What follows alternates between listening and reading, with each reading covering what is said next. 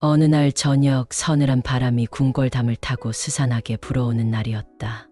임금은 신하들과 함께 중요한 국사를 논의하던 중 예고도 없이 왕궁 문 앞에 나타난 한 여인이 있다는 보고를 받았다. 그녀는 바로 산속 깊은 곳에 거처를 두고 산다는 무당이었다. 왕국 사람들은 그녀의 존재만으로도 불안해했고 그녀가 부리는 주술에 대해 두려움과 경외심을 동시에 가지고 있었다. 그 무당이 갑자기 궁궐을 찾아온 것이었다. 신하들이 동요했지만 임금은 그녀를 들어오게 했다. 궁궐로 들어온 무당은 검은 옷을 휘날리며 임금 앞에 나아갔다. 나이가 들어 곱슬거리는 흰머리가 비쳤지만 그녀의 눈은 날카롭고 매서운 기운을 내뿜고 있었다. 무당은 궁중 예법을 지키지 않은 채 똑바로 임금을 응시하며 말했다. 임금이시여, 제가 여기까지 오게 된 것은 왕국과 공주님을 위하는 마음에서입니다. 그녀의 목소리는 낮고도 날카로워 방 안을 가득 메운 침묵을 더욱 무겁게 했다. 임금은 무당의 의도를 파악하기 위해 차분히 말을 이었다. 어찌하여 이곳에 오셨소? 무슨 일인지 말해보시오. 무당은 고개를 들어 왕을 뚫어지게 바라보며 말했다.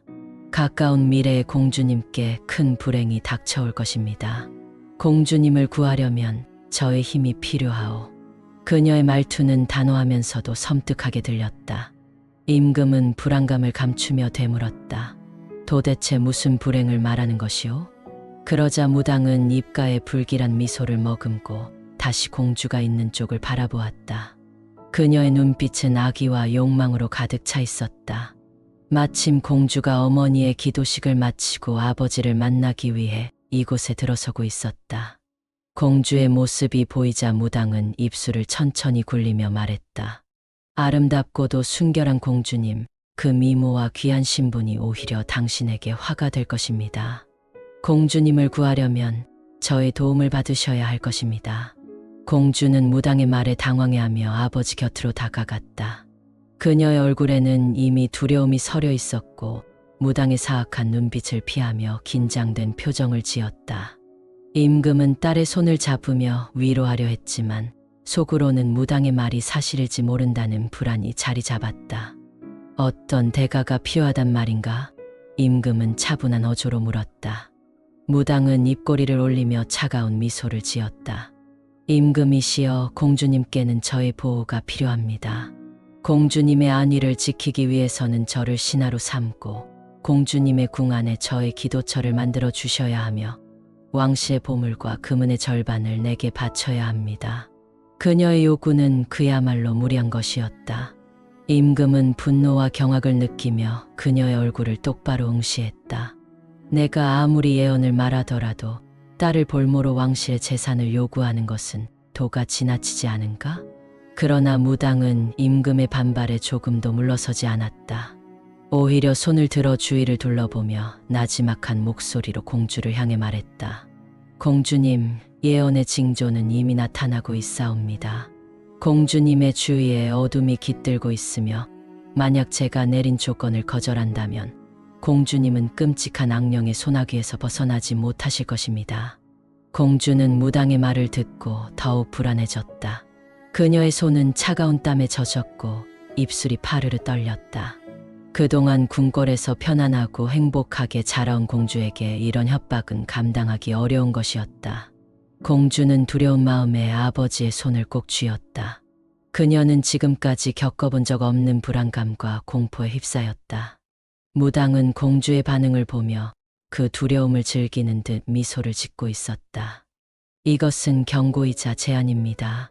만약 이 제안을 거부하신다면 공주님이 머무는 궁에는 저주와 악령이 깃들게 될 것입니다.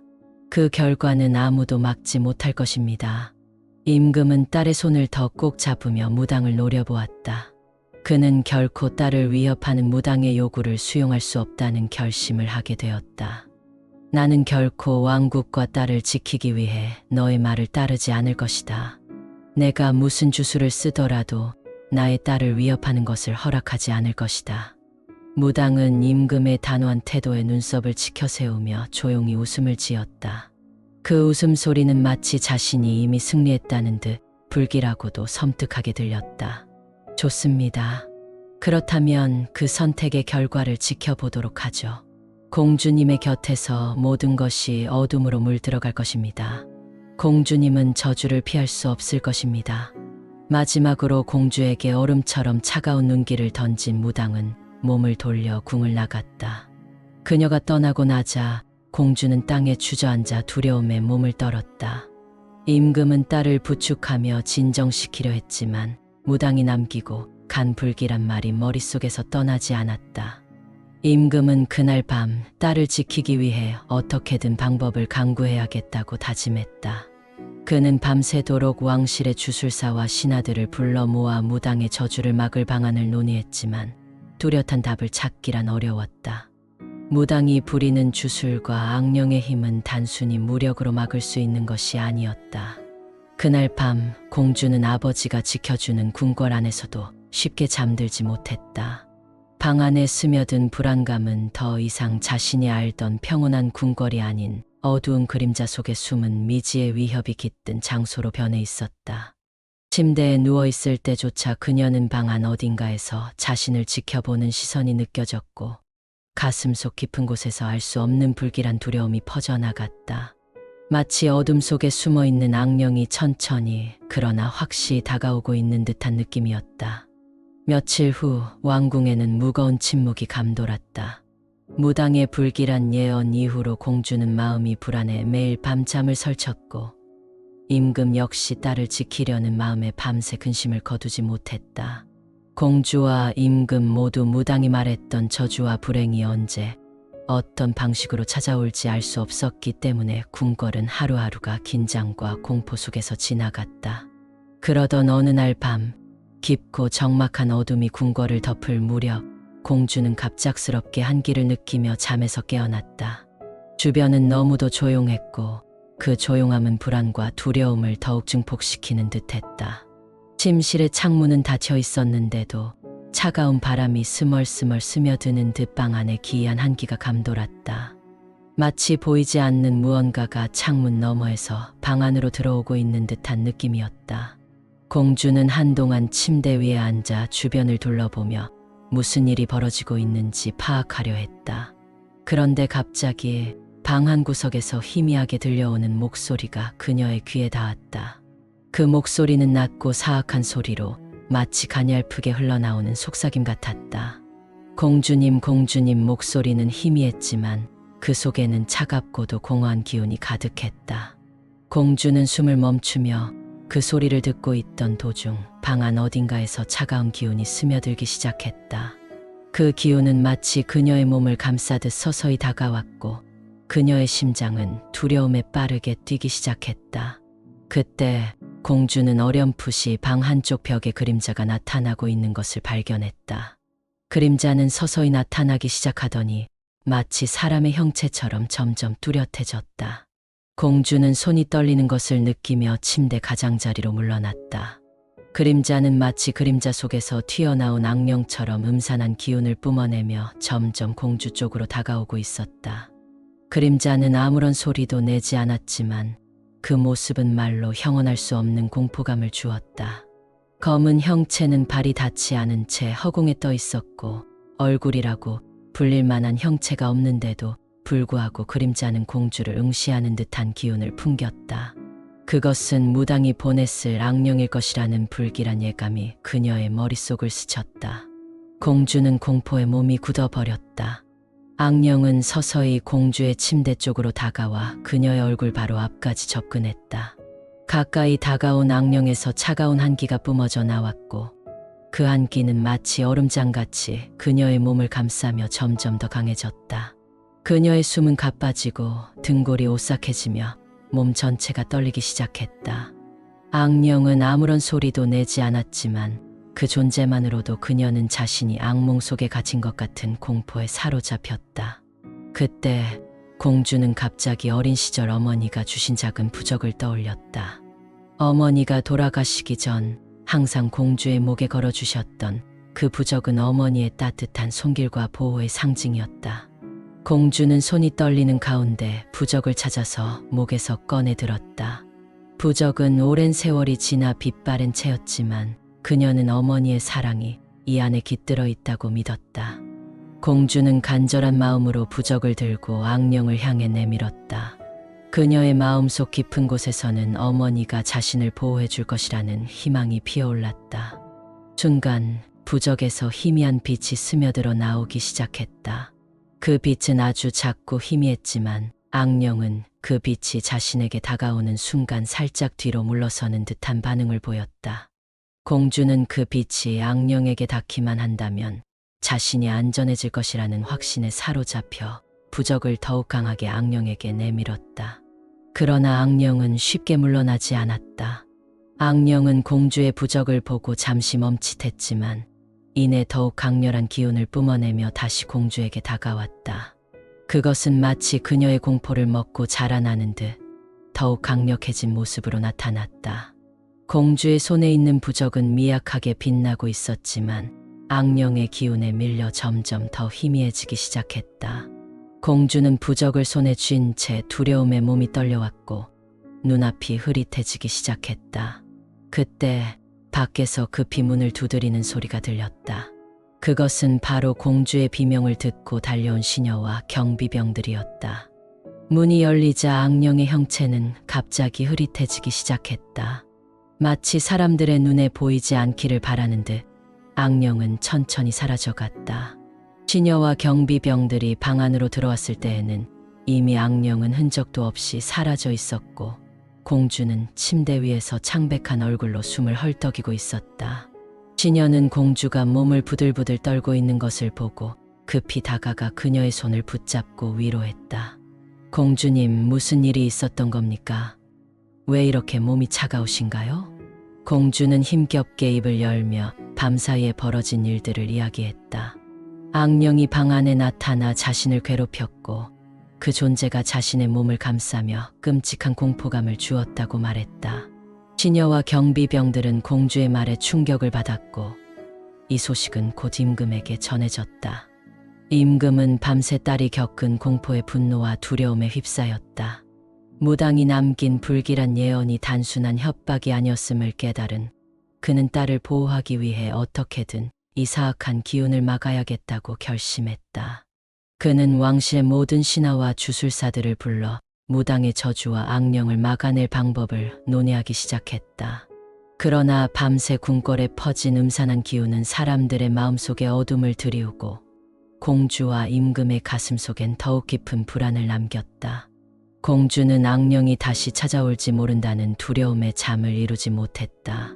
어둠 속에서 자신을 노리는 무당과 악령의 존재는 점점 더 가까워지고 있는 듯한 위협으로 다가왔다. 악령의 출현 이후로 궁궐은 불안과 공포 속에 휩싸였다. 공주는 여전히 밤마다 악몽을 꾸었고 잠에서 깨어날 때마다 자신을 지켜보는 어두운 그림자들이 방 안을 떠돌고 있는 것 같은 기분에 사로잡혔다. 방 안은 늘 차가운 기운이 감돌았고 공주는 잠시도 긴장을 늦출 수 없었다. 그녀의 마음속엔 언제 다시 악령이 나타날지 모른다는 두려움이 짙게 자리 잡았다. 임금은 이러한 딸의 고통을 보고 더 이상 참을 수 없었다. 왕국을 다스리는 위대한 임금이었지만 지금 그에게 가장 중요한 것은 사랑하는 딸의 안전이었다. 악령이 다시 공주를 괴롭히는 것을 막기 위해 임금은 단호한 결단을 내렸다. 그 결단은 바로 무당을 다시 궁궐로 불러오는 것이었다. 그는 무당을 직접 불러 그녀와 맞서고 이번 일을 끝내겠다고 마음먹었다. 임금은 신하들을 불러 무당에게 전하라 명했다. 그리고 며칠 후 마침내 무당이 다시 궁궐로 들어섰다. 무당은 여전히 음산한 미소를 머금고 임금 앞에 나타났다. 그녀의 눈에는 탐욕과 교만이 가득했으며 자신이 가진 어둠의 힘을 임금에게 과시하려는 듯한 태도를 보였다. 그녀는 임금을 똑바로 바라보며 차갑게 말했다. 저를 다시 부르셨다니 제 예언을 이제 믿으시겠다는 겁니까, 임금님? 임금은 분노와 혐오를 억누르며 차분하게 답했다. 내 딸을 지키기 위해 나는 그 어떤 대가라도 치를 준비가 되어 있다. 하지만 너의 탐욕과 사악한 저주에는 결코 굴복하지 않을 것이다. 무당은 임금의 말을 듣고 미소를 지었다. 그녀는 이미 공주를 소나귀에 쥐고 있다는 듯 자신만만한 태도로 말했다. 임금이시여, 당신의 딸은 이미 저주에 사로잡혔습니다. 악령은 공주님을 결코 놓아주지 않을 것입니다. 제 힘 없이는 그 누구도 공주님을 구할 수 없지요. 임금은 딸을 지키겠다는 강한 의지로 무당의 협박에 굴하지 않았다. 그는 냉정한 목소리로 말했다. 너의 조건은 결코 받아들일 수 없다. 왕국과 내 딸의 안전을 위해서라면 나는 너의 악령과 맞서 싸우겠다. 무당은 임금의 단호한 말에 눈살을 찌푸리며 짙은 분노가 서린 얼굴로 그를 노려보았다. 임금님, 저와 대적한다는 것이 어떤 의미인지 정말 모르시겠습니까? 내가 부리는 악령은 단순한 주술의 산물이 아닙니다. 공주님은 날마다 악몽에 시달리고 곧 그 악몽 속에 갇혀 평생을 두려움 속에서 살게 될 것입니다. 내가 경고했음에도 이를 무시한다면 당신이 감당해야 할 대가가 얼마나 큰지 잘 알게 될 것입니다. 무당의 말은 섬뜩한 경고였고 그 말 속에 설이 나기는 임금과 공주의 마음을 더욱 불안하게 만들었다. 하지만 임금은 결코 물러서지 않겠다는 결의를 굳히며 왕실의 주술사와 도사를 불러 무당의 저주와 악령을 막아낼 방도를 찾아 나섰다. 임금은 왕실의 주술사들을 불러 모아 밤새도록 대책을 논의했다. 하지만 무당이 부리는 악령은 그저 평범한 악령이 아니었고 공주의 영혼을 집어삼키려는 강력한 힘을 지니고 있었다. 주술사들은 무당의 저주가 너무도 강력해 단순한 주술로는 이를 막아낼 수 없다고 경고했다. 그들은 임금에게 이 저주를 끊어내려면 오랜 시간과 특별한 의식이 필요하다고 말했다. 그러나 임금에게는 그럴 여유가 없었다. 그는 이 저주를 한시라도 빨리 끊어내고 딸을 지켜내기 위해 결단을 내렸다. 그는 왕국의 모든 군사와 왕실 주술사들에게 명령을 내려 무당의 거처를 향해 함께 나서기로 했다. 임금은 직접 딸을 구하기 위해 무당과 마주할 결심을 다졌다. 그리하여 어느 어두운 밤 임금은 군사들과 주술사들을 이끌고 무당이 거처하는 산속 깊은 곳으로 향했다. 무당의 거처는 짙은 안개에 쌓여 있었고 마치 산 전체가 음침한 기운에 휩싸인 듯했다. 임금과 군사들이 산을 오르는 동안 곳곳에서 기이한 소리가 들려왔다. 나무 사이사이에서 희미한 속삭임과 울음소리가 들려왔고 그 소리는 마치 이승에 머물지 못한 영혼들이 울부짖는 듯했다. 군사들은 두려움에 떨며 걸음을 멈추었지만 임금은 결코 물러서지 않았다. 그는 무당이 자신의 딸을 위협하는 이상 이 싸움을 결코 피할 수 없다고 생각했다. 마침내 무당의 거처 앞에 도착하자 임금은 소리쳤다. 무당아, 나와라. 내가 아무리 강한 악령을 부리더라도 나는 결코 너의 협박에 굴복하지 않을 것이다. 잠시 후 무당이 천천히 모습을 드러냈다. 그녀는 검은 옷을 휘날리며 임금과 그의 군사를 마주했다. 무당은 임금을 향해 날카로운 웃음을 지으며 말했다. 임금이시여, 정말로 여기에 오셨군요. 이제 당신의 목숨을 걸고 저와 맞서려 한다는 것이오? 임금은 그녀를 향해 결연히 말했다. 나는 내 딸을 위해서라면 어떤 고난도 마다하지 않겠다. 너의 사악한 저주와 주술로 왕국을 어지럽히지 못하게 하겠다. 무당은 임금의 결의를 비웃듯 어둠 속에서 손을 들어 어딘가를 가리켰다. 그러자 무당의 주술에 의해 소환된 악령들이 모습을 드러냈다. 그 악령들은 검고 거대한 그림자로 마치 산의 그림자에서 뻗어나온 것처럼 형체가 뚜렷하지 않았다. 그들은 서서히 임금과 군사들 주위에 모여들며 짙은 안개와 기이한 속삭임으로 그들을 둘러쌌다. 악령들은 차가운 공포를 뿜어내며 점점 임금에게 다가왔다. 군사들은 악령의 압도적인 기운에 두려움을 느끼며 뒷걸음질 쳤다. 그러나 임금은 오히려 손에 들고 있던 어머니의 유품, 작은 부적을 꺼내 악령들을 향해 높이 들어 올렸다. 그 부적에서 희미하게 빛이 새어나오기 시작했다. 빛은 매우 작고 희미했지만 악령들은 그 빛을 보고 뒤로 물러섰다. 그들은 마치 그 빛에 닿기를 두려워하는 듯 부적이 닿지 않는 거리를 유지하며 임금의 주위를 맴돌았다. 무당은 임금의 부적을 보며 얼굴이 일그러졌다. 그녀는 악령들에게 명령을 내려 임금에게 다가가도록 했지만 악령들은 더 이상 다가가지 않았다. 그들은 부적의 빛에 의해 조금씩 약해지기 시작했고 서서히 형체가 사라져가는 듯 보였다. 무당은 당황한 표정으로 임금을 노려보며 더 강력한 주술을 걸기 시작했다. 무당은 땅에 주술 문양을 그리며 강한 기운을 불러내기 시작했고 그녀의 손짓에 따라 악령들은 다시 한번 기세를 모았다. 임금은 그 순간 결코 물러서지 않겠다는 결심을 다지며 손에 쥔 부적을 강하게 움켜쥐었다. 그리고 하늘을 향해 외쳤다. 내 딸을 지켜주고 이 왕국의 평화를 가져다 주십시오. 저주와 사악한 힘으로부터 내 딸을 보호하소서. 그의 외침에 응답이라도 하듯 부적에서 더 강렬한 빛이 뿜어져 나왔다. 그 빛은 하얀 안개처럼 뻗어나가며 악령들과 무당의 주위를 감쌌다. 악령들은 그 빛에 닿자 점점 더 약해져 형체를 잃기 시작했고 무당 역시 빛에 휩싸이며 힘이 약해지는 듯했다. 그녀는 소리쳤지만 임금의 결단과 부적의 힘 앞에 어찌할 수 없었다. 마침내 무당이 불러낸 모든 악령은 빛 속에서 소멸되어 버렸고 무당은 무력하게 땅에 쓰러졌다. 그녀의 힘은 완전히 사라졌고 공주를 위협하던 저주 또한 소멸된 듯했다. 임금은 딸을 지키기 위해 그 어떤 악의도 허락하지 않겠다는 결의를 지키며 결국 무당과의 싸움에서 승리한 것이었다. 무당은 임금의 결단 앞에서 무력하게 패배하고 궁궐에서 영영 쫓겨났다. 그녀가 사라진 후 공주의 방에 드리워졌던 음산한 기운도 점차 사라져갔고 공주는 더 이상 악몽에 시달리지 않게 되었다. 임금의 결단과 어머니의 부적이 지켜낸 사랑과 용기는 결국 공주와 왕국에 다시 평화를 가져다 주었다. 무당이 쫓겨난 후로도 궁궐에는 여전히 불길한 기운이 남아 있었다. 악령과 싸운 그 밤의 공포가 여전히 궁궐 곳곳에 잔존하고 있었고 임금과 공주 모두 긴장을 풀 수 없었다. 무당이 직접 떠났지만 그녀가 남긴 저주는 사라지지 않은 듯 궁궐 전체에 섬뜩한 기운이 감돌았다.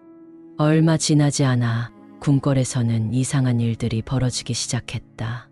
밤이 되면 궁궐 곳곳에서 알 수 없는 소리와 그림자들이 나타났고 신하들과 시녀들은 그 불가사의한 현상들에 점점 겁을 먹고 있었다.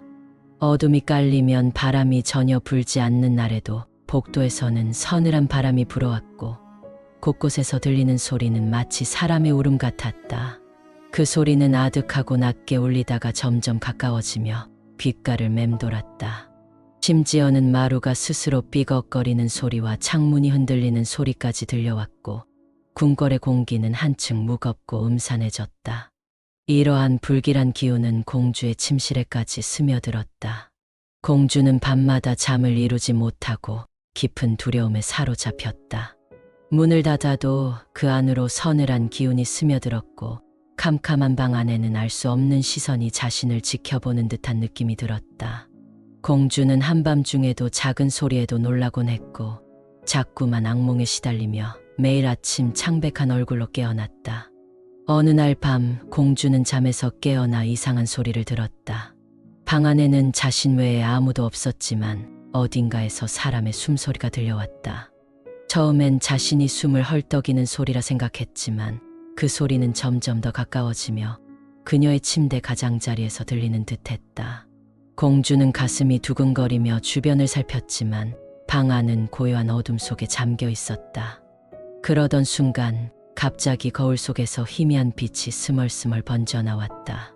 그 빛은 형체를 이루지 않았지만 마치 고통받는 영혼이 거울 안에 갇힌 듯한 느낌을 주었다. 공주는 숨을 삼키며 거울 속을 응시했다. 그러자 거울 속에 점점 형체가 나타나기 시작했다. 그것은 얼굴이 흐릿한 사람의 모습이었다.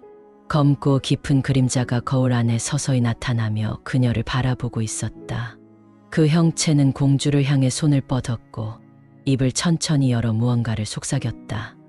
너는 나에게서 도망칠 수 없다. 나는 내 운명이다. 그 소리는 너무도 차갑고 섬뜩하게 들려 공주는 침대 가장자리에 주저앉은 채 몸이 굳어버렸다. 그 존재는 마치 자신을 포기하지 않겠다는 듯 공주를 집요하게 응시하고 있었다.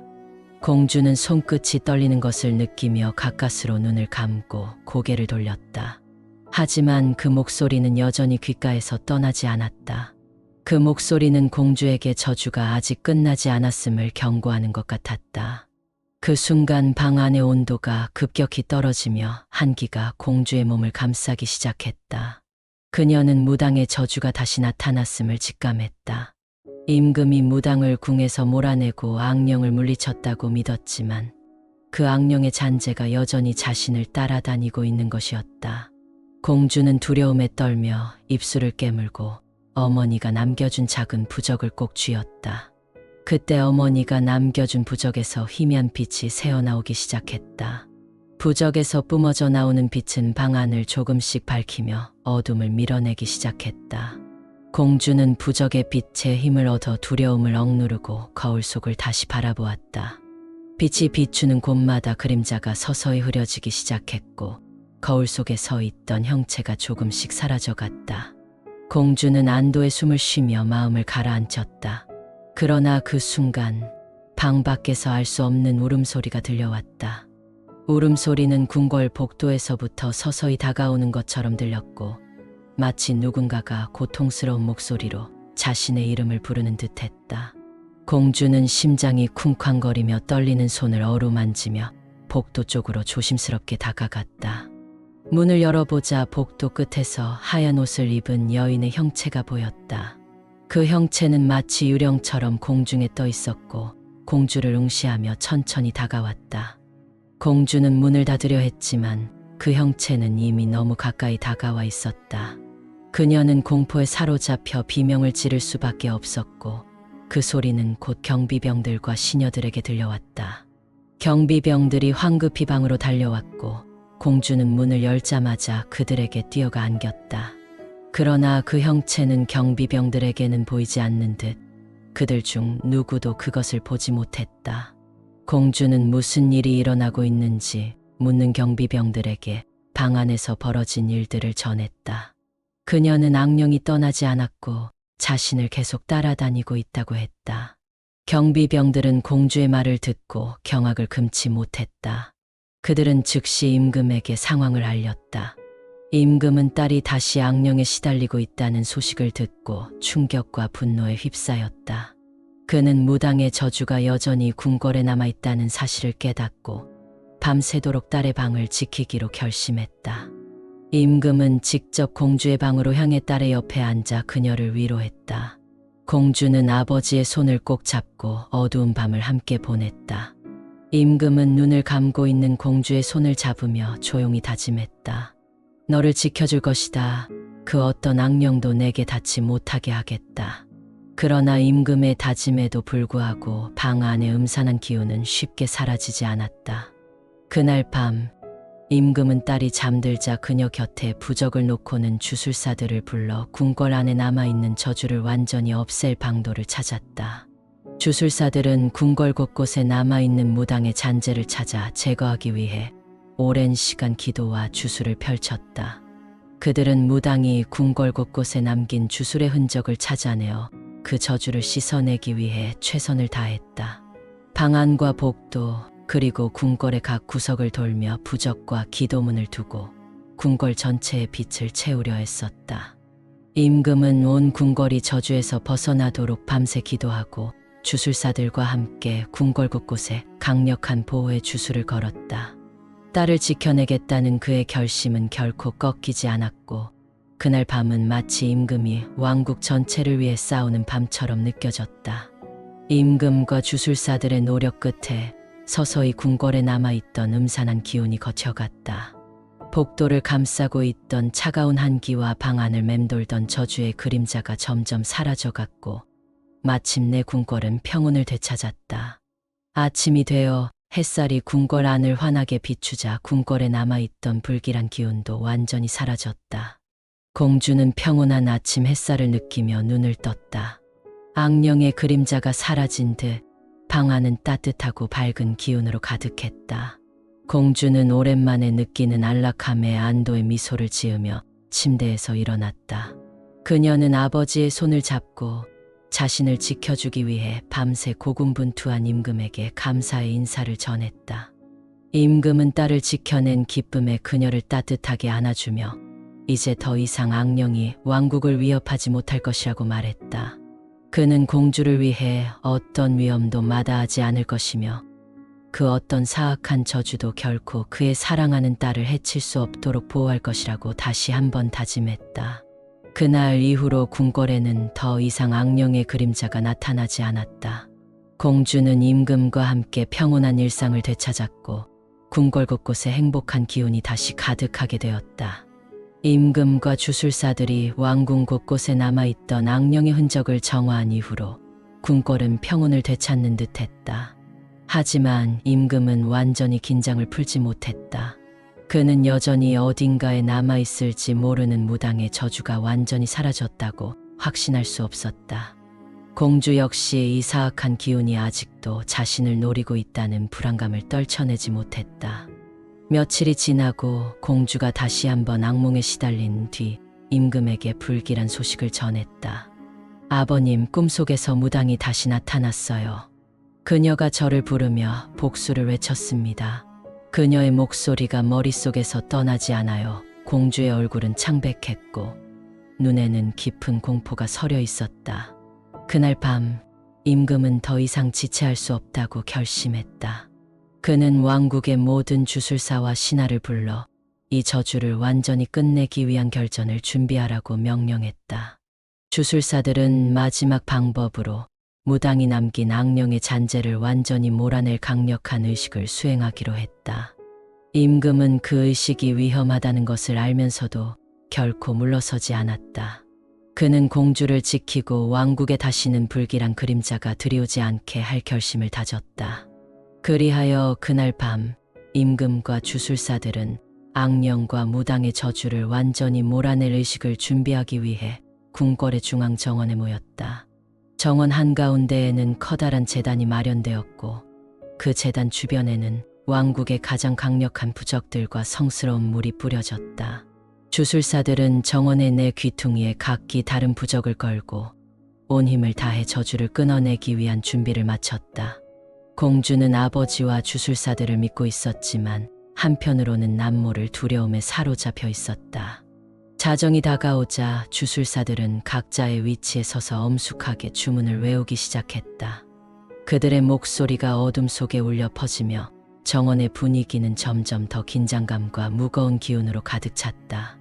그 순간 바람이 갑작스럽게 불어오며 차가운 기운이 정원을 휘감기 시작했다.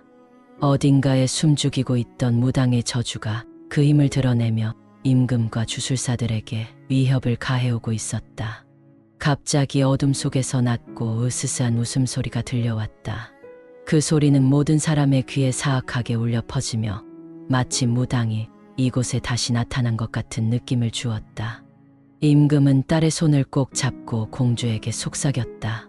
두려워하지 말아라. 어떤 악령도 너를 해치지 못하게 하겠다. 공주는 아버지의 말에 힘을 얻으며 긴장을 풀고 곁에 있는 어머니의 부적을 손에 꼭 쥐었다. 그때 정원 안의 공기가 점점 차가워지며 제단을 둘러싼 성스러운 물이 파르르 떨리는 듯한 소리를 내기 시작했다. 고지어 짙은 안개가 정원 전체를 덮었고 그 안개 속에서 검은 형체들이 천천히 나타났다. 그것들은 바로 무당이 남기고 간 악령들의 잔재였다. 형체들이 어둠 속에서 서서히 모습을 드러내며 임금과 주술사들을 둘러싸기 시작했다.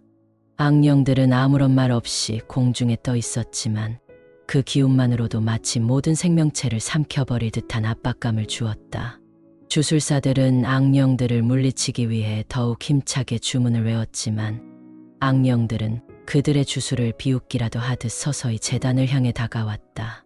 그 순간 무당의 목소리가 어둠 속에서 울려 퍼졌다. 내가 다시 돌아왔다. 내 저주는 결코 끝나지 않을 것이다. 너희는 나의 분노와 저주에서 벗어날 수 없다. 그 소리는 사방에서 들려오는 것처럼 퍼졌고 공주는 숨이 막힐 듯한 공포에 사로잡혔다. 무당의 형체는 보이지 않았지만 그 목소리와 함께 모든 악령들이 점점 강해지는 듯한 느낌이 들었다. 임금은 그 목소리를 들으며 눈을 부릅떴다. 내가 아무리 사악한 힘을 부려도 내 딸과 이 왕국을 위협하지는 못할 것이다. 그는 목소리를 높이며 악령들을 향해 부적을 들어 올렸다. 그 부적에서 희미한 빛이 퍼져나갔고 악령들이 그 빛을 보자마자 살짝 뒤로 물러났다. 그러나 그들은 다시 강력한 기운을 뿜어내며 다시 전진하기 시작했다. 임금은 마침내 최후의 결단을 내렸다. 그는 주술사들에게 모든 힘을 쏟아 저주를 물리칠 수 있는 마지막 의식을 시작하라고 명령했다. 주술사들은 온 힘을 다해 주문을 외우기 시작했고 그들의 목소리는 점점 더 강해지며 정원 전체를 울려 퍼졌다. 그 주문은 악령들의 기운을 억누르며 점차 그들의 형체를 약하게 만들었다. 그 순간 임금은 공주에게 속삭였다. 너의 어머니가 남긴 부적을 제단 위에 올려놓아라. 그것이 우리를 지켜줄 것이다. 공주는 아버지의 말을 듣고 부적을 손에 쥐고 떨리는 손으로 제단 위에 올려놓았다. 그러자 그 부적에서 환한 빛이 터져 나오며 모든 악령을 향해 퍼져나갔다. 빛이 퍼지자 악령들은 그 빛에 닿는 순간 괴로워하며 몸을 비틀었다. 그들의 형체는 점점 더 약해지며 차가운 안개 속에서 서서히 사라져갔다. 빛은 점점 강해지며 모든 어둠을 삼켜버릴 듯한 기세로 악령들을 완전히 몰아내고 있었다. 무당의 목소리는 점점 절규에 가까워졌다. 안 돼. 내가 여기서 사라질 수는 없어. 내 저주는 영원할 것이다. 그러나 그 목소리마저도 빛 속에서 점점 더 희미해졌고 마침내 무당의 형체와 악령들은 빛 속에서 완전히 소멸하고 말았다. 정원에는 더 이상 악령의 기운이 남아있지 않았고 짙은 안개도 빛에 씻겨 사라져 버렸다. 의식이 끝나고 정원에는 평화롭고도 따뜻한 기운이 스며들기 시작했다. 임금과 공주는 조용히 제단을 바라보며 이 모든 사악한 기운이 마침내 사라졌음을 확신했다. 공주는 안도의 한숨을 내쉬며 아버지의 손을 꼭 잡았다. 아버지, 정말 감사해요. 저를 지켜주셔서. 임금은 공주의 손을 꼭 잡으며 미소를 지었다. 너는 이 왕국의 빛이자 내 생명이다. 어떤 위험이 닥쳐와도 나는 너를 지킬 것이다. 그의 목소리에는 딸을 향한 사랑과 보호의 마음이 가득했다. 공주는 아버지의 품 안에서 다시는 악령이 자신을 위협하지 못할 것이라는 확신을 얻었다. 그날 이후로 궁궐에는 더 이상 악령이나 무당의 저주가 들이오지 않았다. 궁궐과 왕국 전체에는 평화와 밝은 기운이 돌아왔고 공주는 다시금 평화로운 날들을 보내기 시작했다.